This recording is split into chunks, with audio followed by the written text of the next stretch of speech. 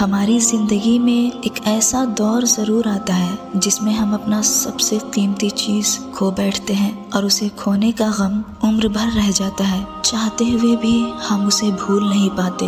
ہر ایک کی اپنی ایک کہانی ہوتی ہے۔ جب آپ کسی کو شدت سے پانا چاہتے ہیں اور اس کے لیے اللہ سے التجائے کرتے ہیں، تسبیحیں پڑھتے ہیں، 1000 وظیفے کرتے ہیں، پھر بھی وہ آپ سے دور ہو جاتا ہے اور آپ کے لیے یاد بن کر رہ جاتا ہے، پر کہیں نہ کہیں دل میں ہمیشہ امید کی ایک دیا ٹمٹماتی رہتی ہے کہ شاید کوئی معجزہ ہو جائے، شاید میں اسے پالوں۔ کچھ بہت زیادہ حساس لوگ اس کے پیچھے اپنی زندگی وار دیتے ہیں اور کبھی موو آن نہیں کر پاتے۔ میں نے سنا ہے وقت سب سے بڑا مرہم ہوتا ہے، انسان کے زخم کو بھر دیتا ہے، اور شاید ایسا ہو بھی، لیکن کچھ ایسے انسان بھی ہوتے ہیں جسے نہ وقت بدلتا ہے اور نہ اس کا زخم کبھی بھرتا ہے۔ ہاں، وہ زخم مدھم پڑ جاتا ہے، مگر کبھی کبھی ماضی کی یادیں زخم کو تازہ کر جاتی ہے۔ کسی سے دور ہونا اور کسی کو دور کر دینا آسان نہیں ہوتا۔ لوگ سمجھتے ہیں کہ ہم بے حس ہو گئے ہیں، لیکن بہتری کے لیے راستے الگ کرنا پڑتے ہیں۔ اس ایک حقیقت میں بہت تلخی چھپی ہوتی ہے۔ ہو سکتا ہے جسے آپ بے رخی سمجھ رہے ہو وہ اس شخص کی ذات کا اذیت بھرا درد ہو۔ لوگ مجھ سے مل کر بچھڑ جاتے ہیں، اس لیے میں نے لوگوں سے دور رہنا سیکھ لیا ہے۔ انسان کے لیے سب سے مشکل وقت وہ ہوتا ہے جب اس کا دل کسی چیز کی گواہی دے رہا ہو اور زبان خاموش ہو، اس کے سامنے سب کچھ برباد ہو رہا ہو اور وہ کچھ کر نہیں پا رہا ہو۔ اس وقت اگر کوئی اس کا مددگار ہوتا ہے تو وہ صرف اللہ کی ذات ہے۔ جب آپ گہرے درد میں سوالی بن کر اللہ کے سامنے جاتے ہو، جب آپ تڑپ کر اللہ سے فریاد کرتے ہو، جب آپ اپنے گناہوں کی ٹوکری لے کر اس سے رحم کی بھیک مانگتے ہو، تو اپنی ساری رحمت سمیٹ کر آپ کا استقبال کرتا ہے اور آپ کا دل اپنی طرف مائل کر کے